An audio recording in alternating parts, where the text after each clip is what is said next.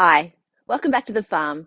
My name's Roz, also known as Passion Flower, and you'll find me here each week talking about my farming and creative life. It's felt like a busy week here on the farm. The rest of the family went away on a holiday, so I was doing all of the farm chores. It's not a lot. It's mostly just caring for the pets and collecting the chicken eggs and doing all that. But when you're doing it all yourself and it's morning and night, and you can't really choose what time of day you do it because the animals need to be fed, and you can't collect the eggs in the morning because they lay in the morning. So you kind of have to get into this routine around the animals and the farm and not just about yourself and what you want to do, which is totally fine. But you have to be quite conscious of remembering to do those things. So every morning I've been doing the morning chores, feeding all of the animals, and then in the afternoon, feeding the other animals and collecting the eggs.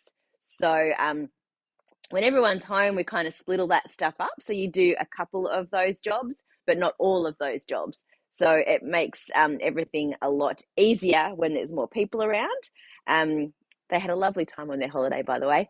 And I had a lovely time here on the farm by myself. I really do enjoy the quiet. And even though there is that morning and evening routine, there's a lot of time to be able to do stuff. And I did spend a lot of time here over at the shed working on market prep, which I'll talk about soon. We've also had quite a bit more rain, quite heavy at times. So there's been days that have been quite wet, but the afternoons have seemed to have cleared up and the sun comes out and it gets a little bit warm, which has actually been really nice. And I think it's helping to really turn the grass quite green.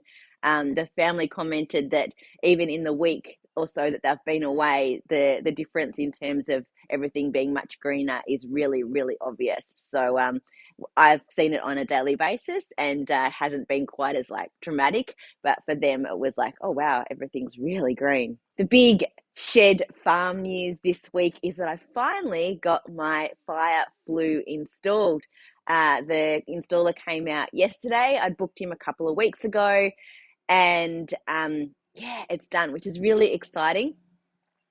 I actually bought the unit, the fire box, back in 2021, and it was a bit of rundown. It took me a little while um, to spruce it up and fix it. I had to put a new seal inside the door, um, clean it out really well, took it all apart, repainted it, and he had a look at it and he was happy with the restoration that I'd done. He said there is some damage, but that it's still quite good and that I've done a really great job to make it back to as good as it's going to be. So all of the my work when I first got it and the restoration is back in episodes 109 and 111 if you want to go check those out, and I'll leave links below to those videos so you can go and have a look at what it looked like back then. And now I've had my first fire in it. So after he installed it, and the weather was great the day he installed it, which is awesome because you have to put a hole in the roof and all that kind of thing. He ran water up and tested it and all the seals and everything. So that's all good. We know that it's not going to leak. But yeah, he said that while it's warm and sunny, you can have all the doors and windows open, that it is good to start a fire in it because I have used glue in there and I'd repainted, and the new flue has had a sealant on it, that it's good to burn while you can have everything open because it does tend to smoke and smell the first time that you have a fire. So I lit a fire in it yesterday, just put a couple of logs in. It's actually a really big box. I didn't realize quite how deep it was. So I'm going to be able to put a lot of wood in it at a time, which is going to be really good because I'll be able to stoke it and get it like just going along nice and warm with a lot of wood, and it will help to warm this space. It radiated out quite away from the unit. I wasn't sure if it would kind of just keep it at itself or if it would disperse. So I'm really happy with how warm it felt. I do have a fan in here that I can run on winter mode, so it pushes the hot air down and circulates it around, which will help. And I'll probably will have like a window or door behind it. So I've sort of got it along a wall where I've got the door and a window. just to get a little bit of air circulation as well. It's not going to make it cold. It'll just help to move the air through. I was thinking that I might need to get one of those little fans that you sit on it to push the hot air out. But I'm going to hold off on that because I'll see how, once it's actually a cold day and I have the fire going in here, I will see how it feels, and I'm thinking that maybe I don't have to, because it was pushing the heat out like a couple of meters past the actual box, which is quite good for a fire that has no fan on it at all. But I do have to be careful about how close I have things to it.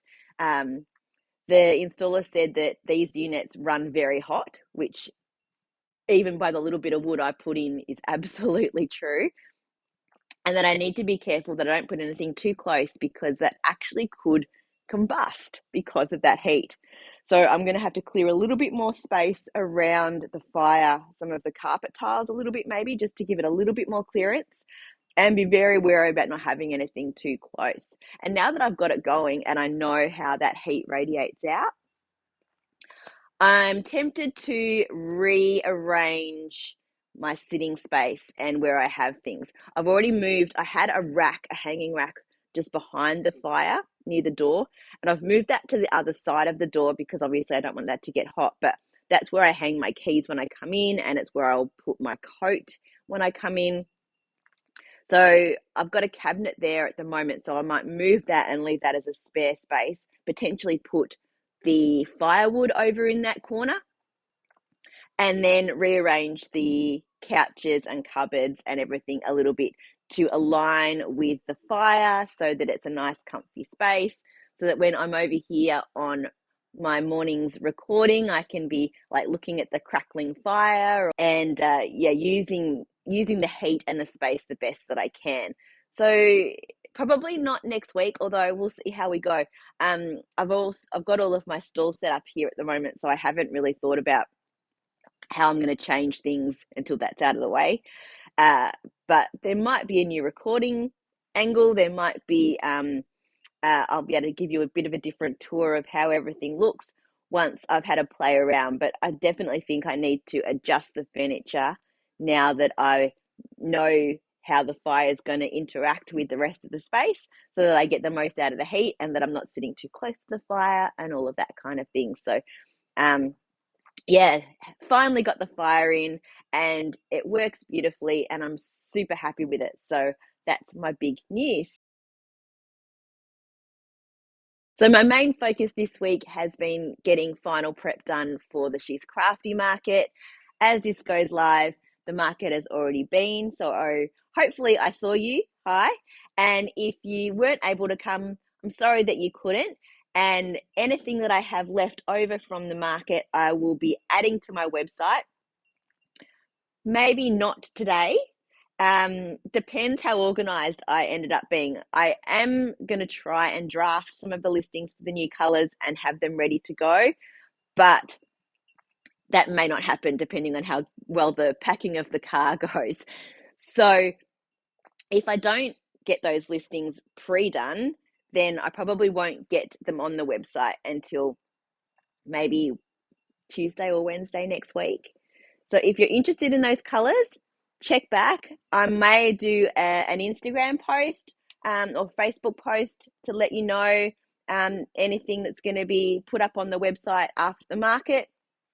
But I don't even know how those colors are going to go. They may all sell out. They will end up being regulars in my shop, especially if they sell out. But I'm just not sure if I'm going to be able to get them up straight away. I will be closing the shop for Saturday with the plan to reopen on Sunday morning, maybe with those new listings or maybe just with what I have inventory left of in my colors that were already listed on the site. So I'm glad that I set myself the deadline of the last batch that I was going to dye, because I haven't done any dyeing sort of this second part of this week because I was waiting for the last lot to dry so that I could then reskein and label and pack, or kind of pack. It's all set up at the moment. It's not packed down yet. I think if I had tried to do another batch, I would have been cutting it a little bit fine in terms of getting it dried in time because it has been quite wet and I didn't have the fire until yesterday. So there was no heat or airflow over here.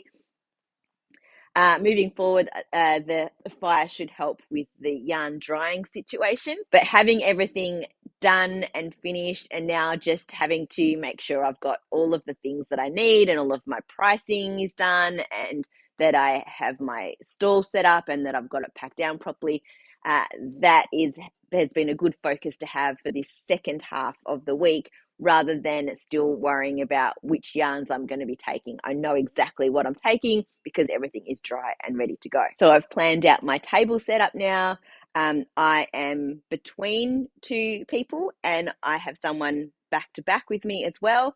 So I have set up my mesh grids on either side of my table, and then in the middle I've got a lower basket display. So I've got plenty of space on the table for my samples and for my iPad photo gallery. And I've put 8 hooks across the width of the mesh.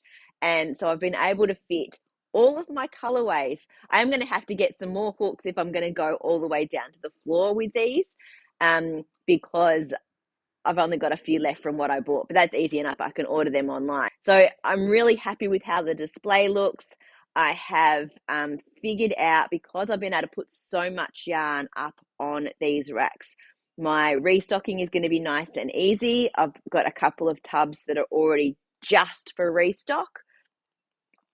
And then I've got a big tub through the middle between the two mesh racks that I can just wheel out and it's got everything in it. So I'm hoping that that's going to work really well. I can let you know next week how all of that goes in terms of the full display and the restocking.